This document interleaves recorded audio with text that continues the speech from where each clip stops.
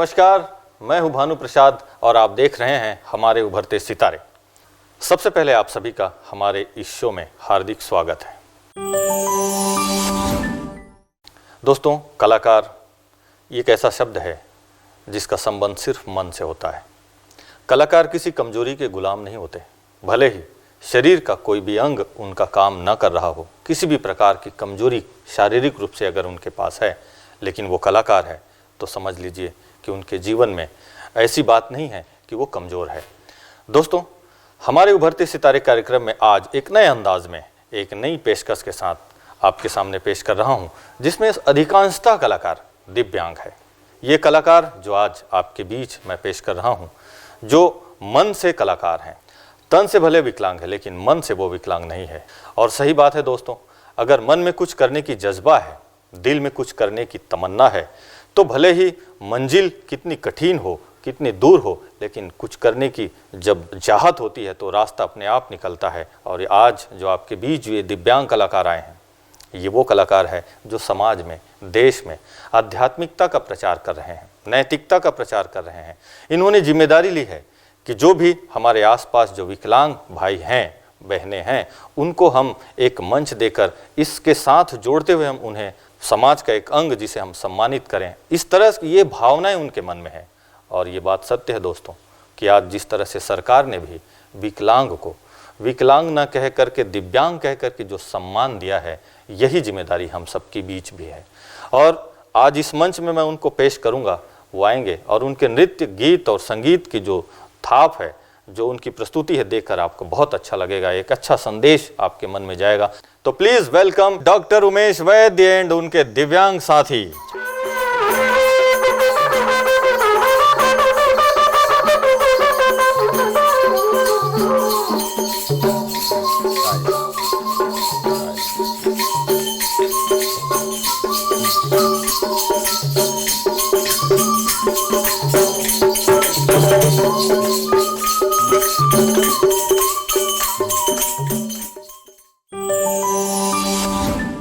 Doctor Umesh वैद्य जी, बहुत अच्छा आपका स्वागत है। पूरा मंच सज गया है आपके दिव्यांग कलाकारों के साथ, तो कैसा लग रहा है आपको? भाई साहब, धन्यवाद आपके लिए, बहुत ही अच्छा लग रहा है। और हमारे ये दिव्यांग कलाकार हैं और आपने मंच दिया, उन्हें भी अच्छा लग रहा है। पूरे कलाकार कहाँ से आए हैं सभी? हम लोग वैसे सागर मध्य प्रदेश से, रहली तहसील और छोटे छोटे गांव हैं वहाँ, चोहरा गांव है, वैसे छोटे छोटे गांव। अच्छा, हम चाहेंगे डॉक्टर उमेश जी कि आप सबसे पहले हमारे जितने भी कलाकार यहाँ पर खड़े हुए हैं, सबका नाम सहित आप परिचय बताएंगे पहले। जी, राम जी भाई आगे आए। हाँ, आप राम जी भाई। हाँ, आप राम जी भाई हैं और आप देख रहे होंगे इनका एक हाथ नहीं है और आप एक हाथ से जोरदार ताली बजाते हैं। आप लोगों का स्वागत कराएं ताली बजाकर, एक हाथ की ताली से राम जी स्वागत करें सभी दर्शकों का, भाई साहब को धन्यवाद। बहुत बढ़िया, शुक्रिया। हमारे दूसरे कलाकार हैं इंद्रेश भाई। आप देख रहे होंगे ये पैरों से विकलांग हैं, पोलियोग्रस्त हैं, और लेकिन ये हाथों से बहुत ही सुंदर नृत्य करते हैं और लगभग सारे वाद्य यंत्र ये बजा लेते हैं। तो जोरदार तालियों से हमारे इंद्रेश भाई का स्वागत करें। हमारे तीसरे कलाकार हैं घनश्याम भाई। आप गौर से देखें, इनकी एक आंख नहीं है, बचपन से एक आंख इनकी चली गई थी। जोरदार तालियों से हमारे घनश्याम भाई का स्वागत करेंगे। हमारे चौथे कलाकार हैं भागचंद जी। आप देख रहे होंगे इनकी कुवड़ निकली हुई है, लेकिन ये भी दिव्यांग हैं, लेकिन हमारे बहुत ही अच्छे कलाकार हैं। जोरदार तालियों से आप इनका स्वागत करेंगे। हमारे एक और भैया हैं मनीराम जी। आप ये बड़ा सुंदर वाद्य यंत्र मृदंग बजाते हैं। जोरदार तालियों से आप मनीराम भाई का स्वागत करेंगे। हमारे एक और हैं भगवान दास बंसल जी। आप बांसुरी भी बजाते हैं और नक्सुर भी बजाते हैं। हमारे एक और ये बनवासी भाई हैं, वनों में रहते हैं और जब भी अपनी कला को बचाने की बात आती है तो देश में मेरे साथ भागीदार होते हैं। हमारे एक और भैया हैं मनमोहन जी। आप शिशु मंदिर में आचार्य हैं। जोरदार तालियों से इनका स्वागत करें। हमारे एक और भाई हैं धनीराम जी, और आप मजदूरी करते हैं और बहुत ही अच्छे कलाकार हैं। हमारे एक और भैया हैं, ये सरमन भाई, आप देख रहे होंगे, ये जन्मांध हैं, इनकी आंखें नहीं हैं, लेकिन ये आपकी आंखों, सबकी आंखों से आप देखते हैं। जोरदार तालियों से इनका स्वागत करें।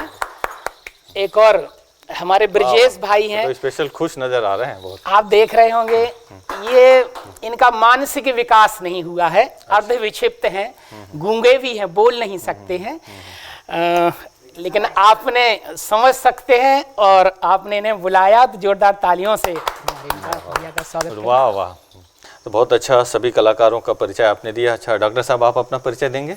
मैं डॉक्टर उमेश कुमार वैद्य। अच्छा, पूरे टीम का संचालन आप करते हैं, तो आप सभी का भी हमारे इसमें से बहुत बहुत स्वागत है।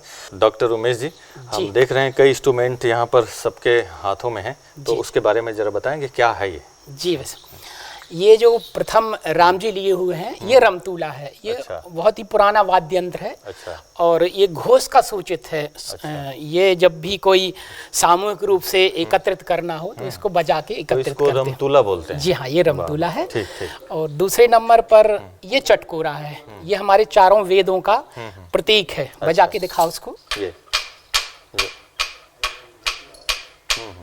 ये हमारे, अच्छा, रमतूला को भी थोड़ा सा बजा के दिखाएंगे? हाँ हाँ, बजाएं।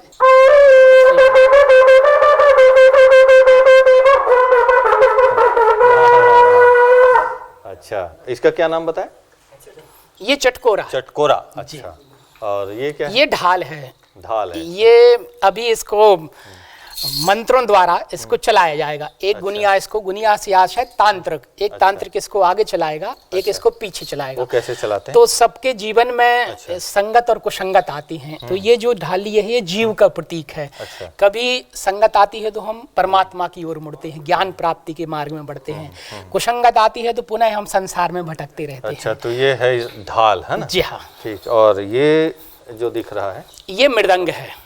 ये मृदंग? ये मृदंग है। अच्छा। ये बहुत ही पुराना वाद्य यंत्र है। कालांतर में इसके दो टुकड़े करके ही तबला और डिग्गी का निर्माण हुआ। अच्छा, ये बजा के दिखाएंगे?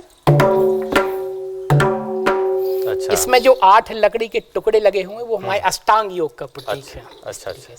जी। ये बांसुरी है और ये अलगोजा। अलगोजा इसको बजना, ये नक्सुर कहलाता है। अच्छा, नक्सुर, ये 2 बांसुरियां हैं। अच्छा अच्छा।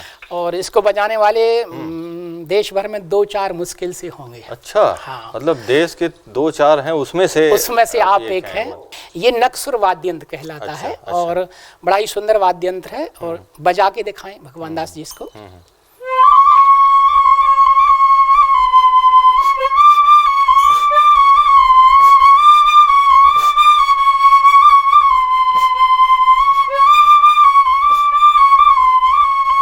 आप देख रहे होंगे ये रिदम। अच्छा। इनकी सांस भी लेते रहते हैं और वाद्य यंत्र की रिदम भी नहीं टूटती। लगातार वो सांस भी बंद नहीं हो रहा है और बजा। वाह भी कमाल है। गुड। और ये बांसुरी है। हाँ, बांसुरी। ठीक, थोड़ा बजा के सुनाएंगे?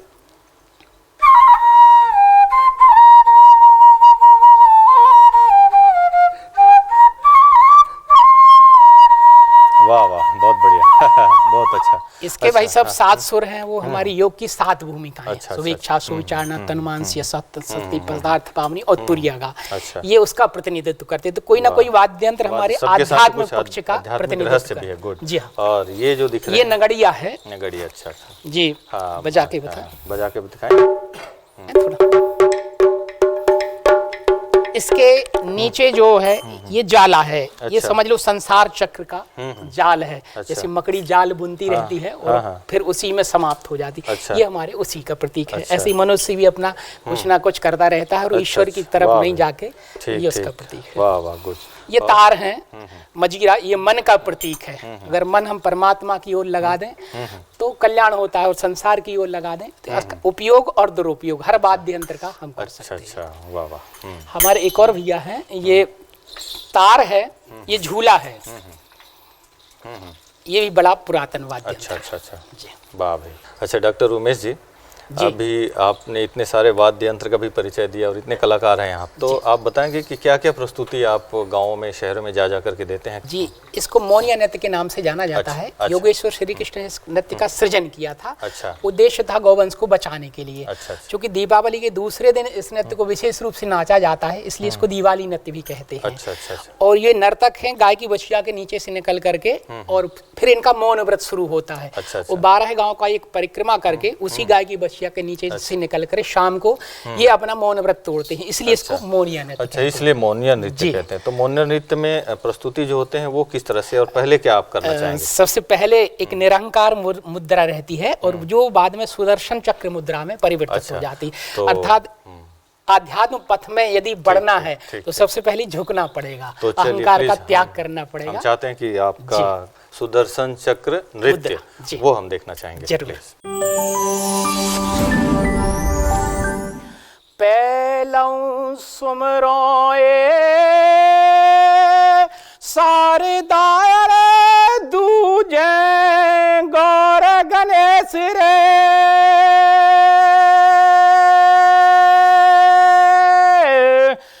तीन देवों रख छाकर रे, ब्रह्मा विष्णु महेश रे।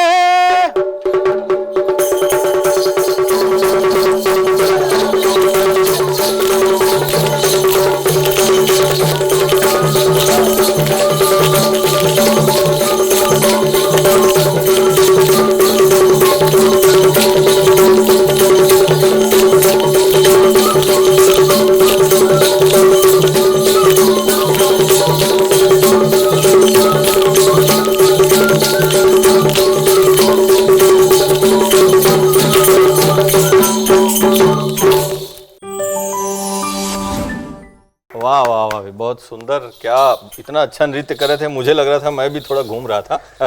अच्छा, और उमेश जी? जी, इतना अच्छा नृत्य, अभी और क्या आप प्रस्तुत करेंगे?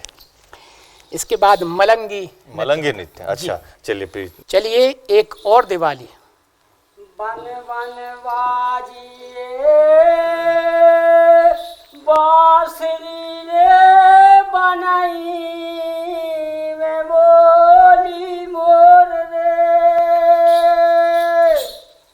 बनाई में व्याकुल राधिका रे, तुम बने जुगल किशोर रे।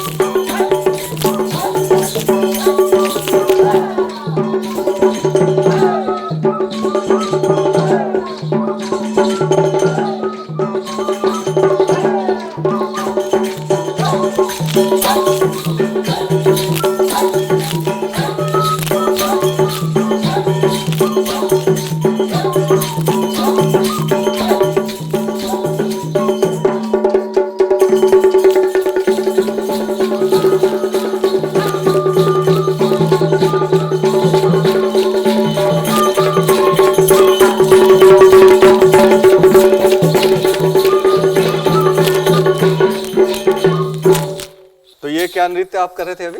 ये मलंगी नृत्य। ये तो ये जो घूम रहे थे वो उसका क्या मतलब है? ये इस तरीके से। हाँ। और फिर ये अच्छा, इसका ये रहता है जैसे ईश्वर पथ में अगर हमें आगे बढ़ना है तो संसार में एक छोटा सा कदम, अच्छा, और मुड़ के ये बड़ा। अच्छा, ऐसे मुड़ गए तो वो बड़ा, ईश्वर की ओर लंबी छलांग, छोटा। अच्छा जी, तब ही हमारे ये पुराने जन्म के कलुषित संस्कार है वो कटेंगे। तो इसलिए मलंगी का मतलब क्या है इसका? ये मतलब योग पथ में मलंग हो जाना, मस्त हो जाना योग पथ में। वाह वाह वाह, अरे वाह वाह, वेरी गुड। तो डॉक्टर उमेश जी, अभी इसके बाद अभी और क्या प्रस्तुत करेंगे? मैं मलंगी की योग मुद्रा प्रस्तुत करूंगा। योग मुद्रा, अच्छा। चलिए एक और दिवाली। मंधर मंधर मुरली बजी रे, जमुना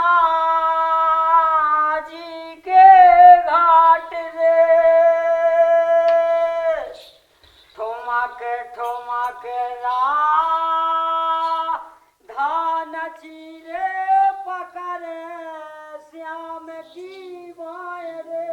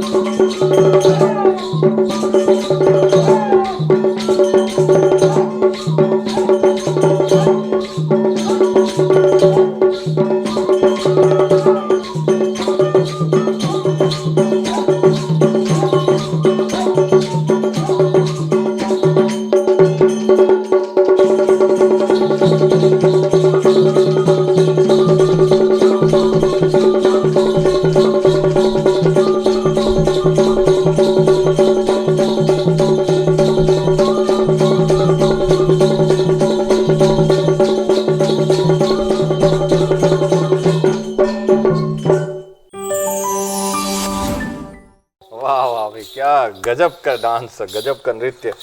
दिल करता है देखते रहें। और इसके बाद अभी ये जो अब मैं देख रहा था, वो क्या, वो थोड़ा पहले वाले में कुछ और कर रहे थे, अभी कुछ और, तो ये स्टेप का क्या मतलब? ये योग की मुद्राएं हैं। अच्छा, वो जैसे इस तरीके से ये।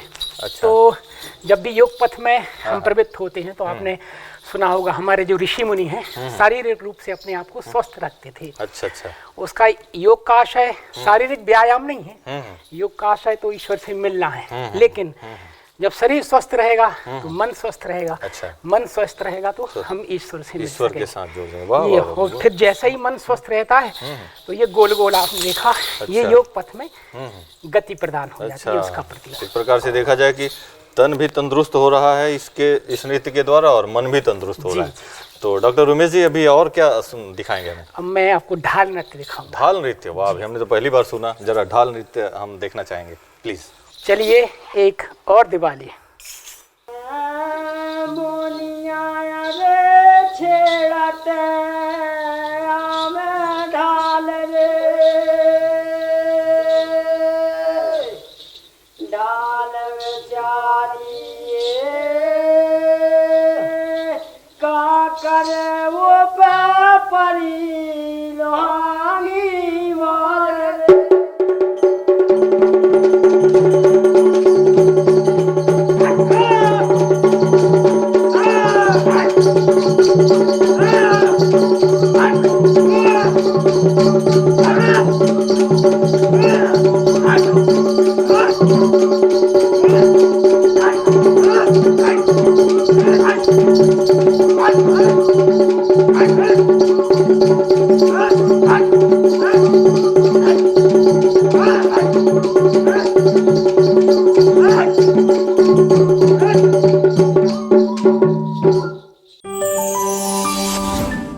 वाह भाई, वेरी गुड।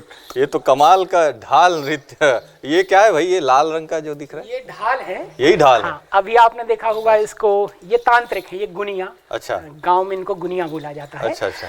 तो ये कान में आपने देखा होगा कुछ मंत्र कह के और अच्छा, उसको हाँ। इशारा करते हैं कि इस तरफ चलो। अच्छा, एक अच्छा। उसको इशारा चक्कर नहीं, एक जने ऐसे कर रहे थे, दूसरा ये क्या है जी, इसका कान मतलब? में मंत्र पढ़ के और उसको अच्छा। आगे की तरफ और एक अच्छा। पीछे की तरफ। तो अच्छा। ये समझो जीव का प्रतीक है। अच्छा। और जीवन में संगत कुसंगत सबके आते रहते हैं। कभी हम ईश्वर की ओर, परमात्मा की ओर, शिव बाबा की ओर बढ़ते हैं, कभी संसार में भटकते हैं। वो जब भटकते भटकते ये सदगुरु या परमात्मा के संरक्षण में आ जाता है, सही ज्ञान के माध्यम में आ जाता है, तो ये जीव शांत हो जाता है। ये वाह वाह, उसका प्रतीक। तब ये जीव शांत हो गए, ये इसका एक संदेश है। वाह वाह। जी जी। तो डॉक्टर उमेश जी अभी अब क्या प्रस्तुत करेंगे इसके बाद? अब इसके बाद मयूर नृत्य। मयूर नृत्य, वाह भाई, मयूर तो आपके हाथ में है ही है। जी। और देखते हैं कि मयूर नृत्य कैसा होता है। हम एक और दिवाली। वृंदावन बसी गो सदाया रे जहाँ बसत ब्रजराज रे गोरस बेचत हरि मिले फेरे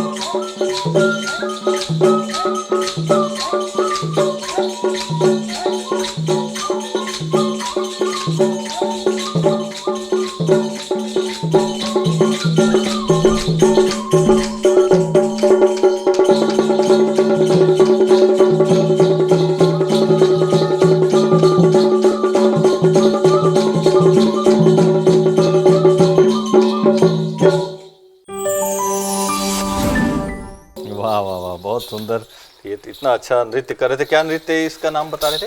ये मयूर नृत्य था। मयूर नृत्य। तो ये मयूर नृत्य में हम देख रहे थे कि अलग अलग स्टेप कुछ कर रहे थे, उसका कैसे कर रहे थे और क्या मतलब है? श्री कृष्ण जी गौचारण किया करते थे अपने ग्वाल वालों के साथ। तो जंगल में जैसे चिड़िया कैसे नाचती है इस तरीके से, अच्छा, फिर मोर कैसे नाचता है इस अच्छा, तरीके से, अच्छा। तो प्रकृति से तादात्म्य अच्छा, ये बिठाने का प्रयास। तो ये है मयूर नृत्य की अलग अलग विधा। प्राकृतिक रूप से जी हाँ, मयूर का नृत्य का जो झलक है जी जी वो आपने यहाँ पे दिखाया। जी, जी। वाह, क्या बात है।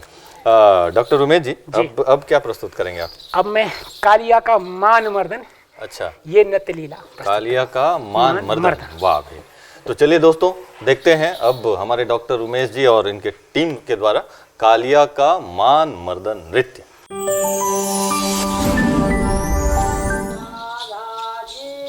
भागनी रे कठन तपस्या कीन रे, तीन लोक चौ भुवन रे, सब तुम्हारे अधीन रे।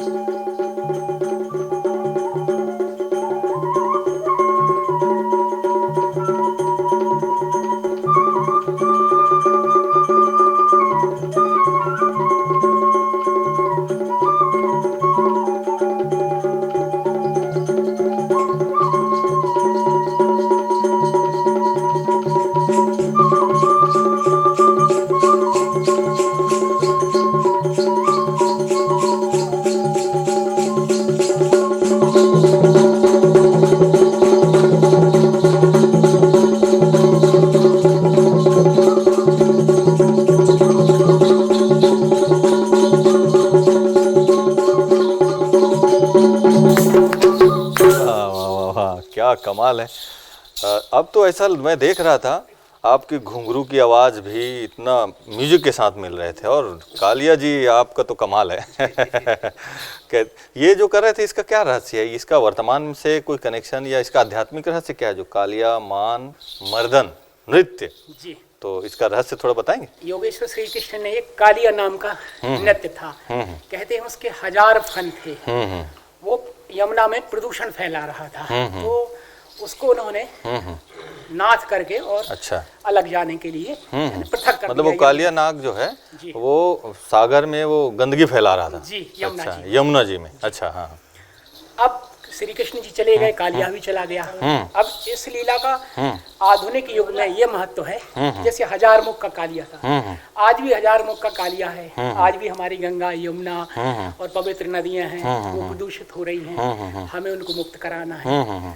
फिर आतंकवाद रूपी कालिया है, अस्वच्छता रूपी कालिया है, शोर प्रदूषण, ध्वनि प्रदूषण, कितने कालिया जो मोह बाके और हमारे देश को गंदा कर रहे हैं। फिर अंतःकरण में चले जाए, यदि आध्यात्मिक पक्ष है तो काम, क्रोध, लोभ, मोह, मद, मत्सर, अहंकार, इन सारी कालियों को हमें।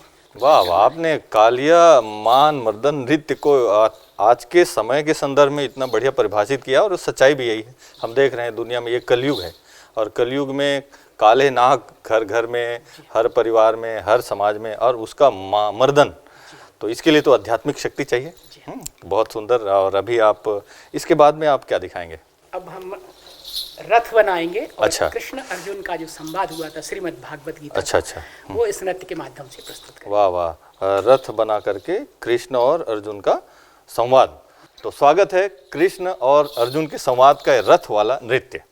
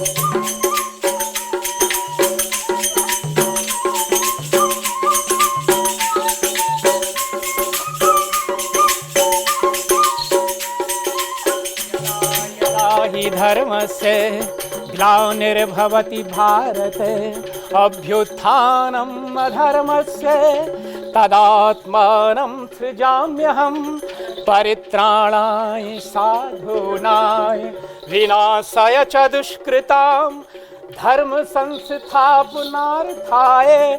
संभवामि युगे युगे।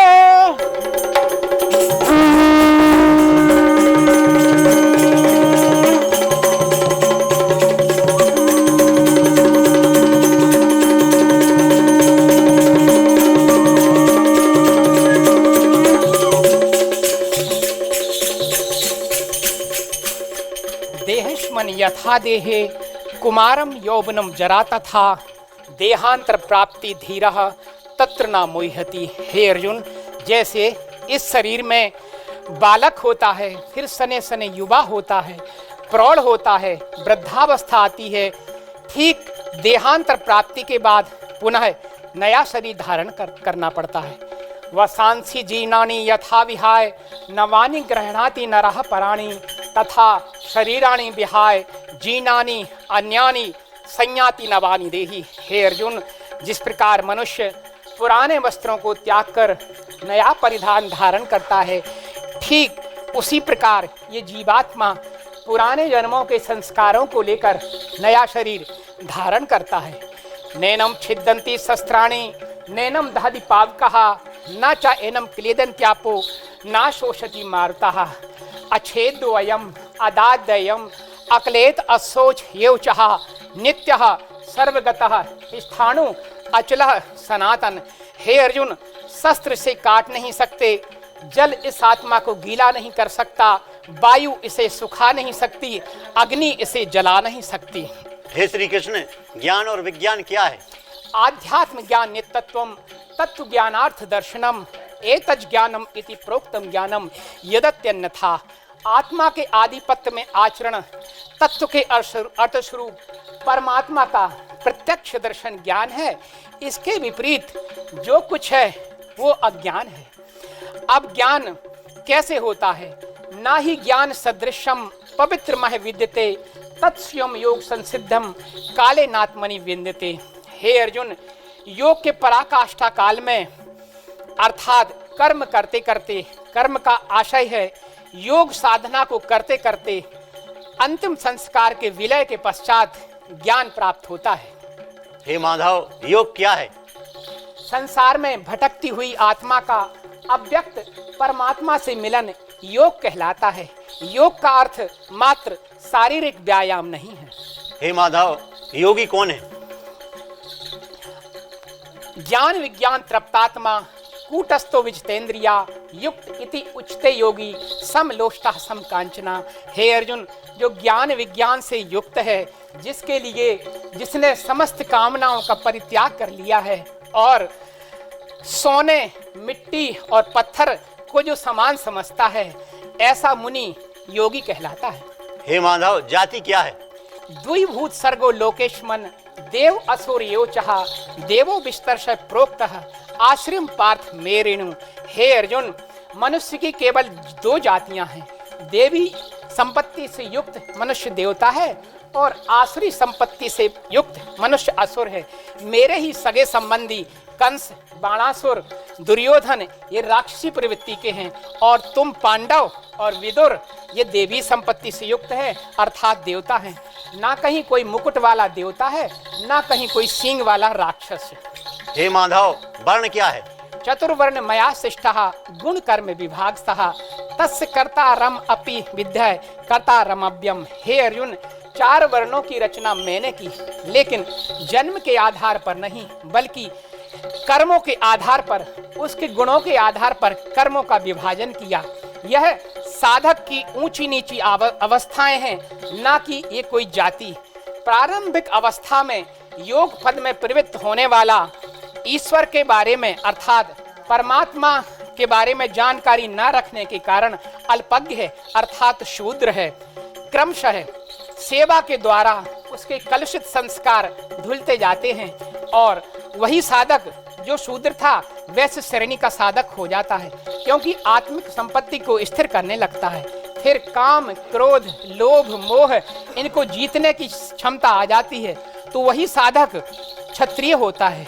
इसके परे ब्रह्म के नजदीक होने पर वही ब्राह्मण है और इससे परे जब ब्रह्म में समाहित हो जाता है अर्थात परमात्मा को जान लेता है, तो वह न क्षत्रिय है, न वैश्य है, न शूद्र है, न ब्राह्मण है। हे माधव, ईश्वर कहाँ निवास करता है? ईश्वरः सर्वभूतानां हृदय से अर्जुन तिष्ठति भ्राम्यन्य सर्वभूतानि यंत्र आरूणानि माया। हे अर्जुन, वह परमात्मा सबके हृदय में निवास करता है, लेकिन माया रूपी यंत्र में बैठ करके संसार का चक्कर लगाते रहते हैं और उस परमात्मा को नहीं जानते।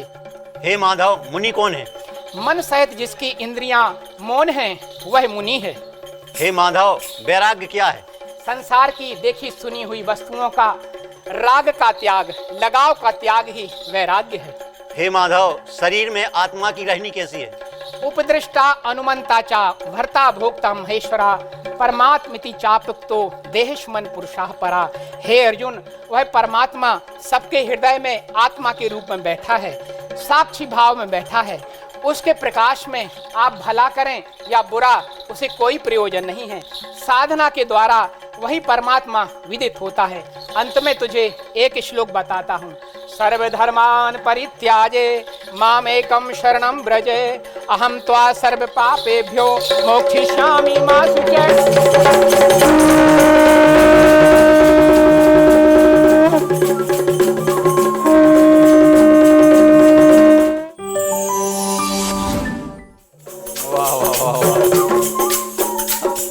वाह भाई, जय हो हनुमान, जय हो कृष्ण।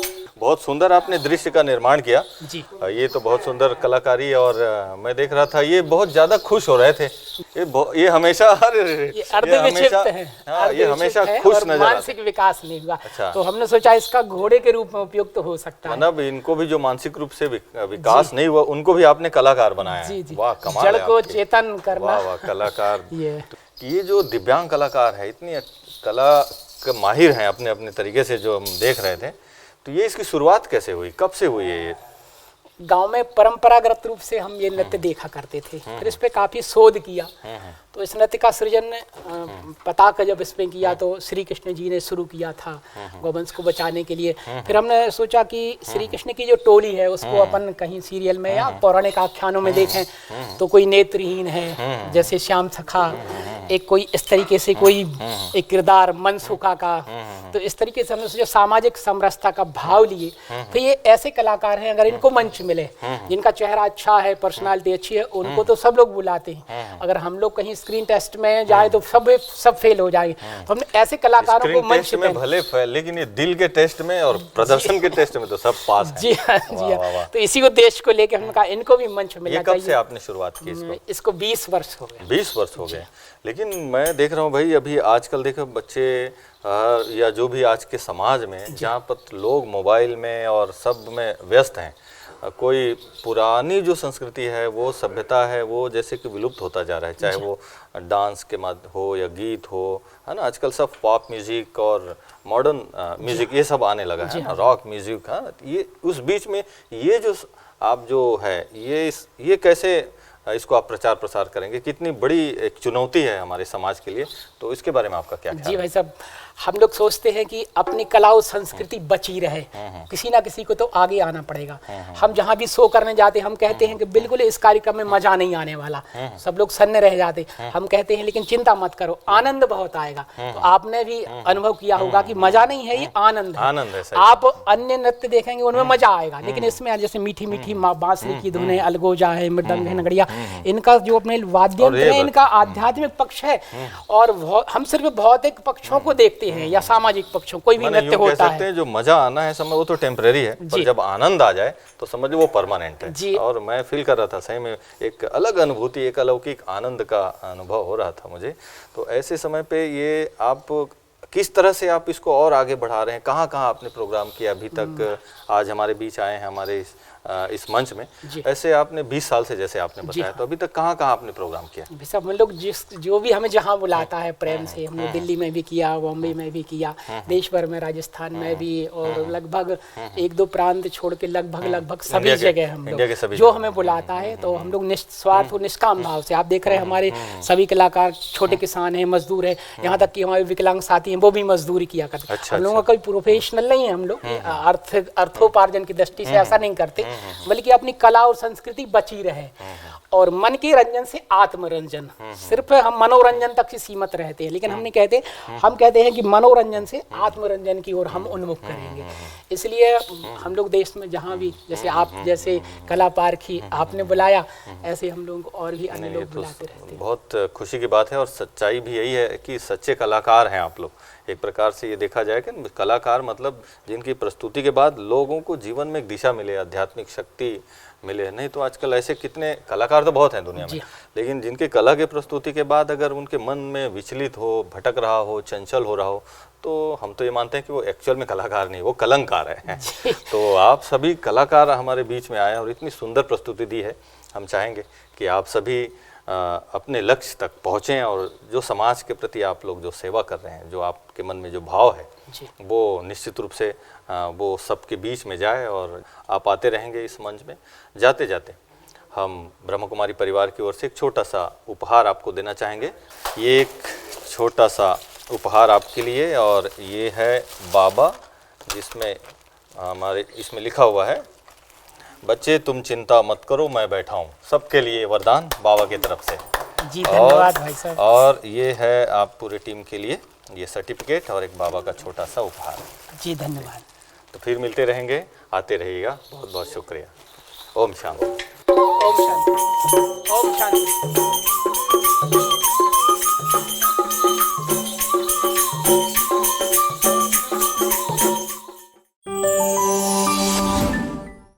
तो देखा दोस्तों, हुनर के सामने कमजोरियां भी हार मान लेती है।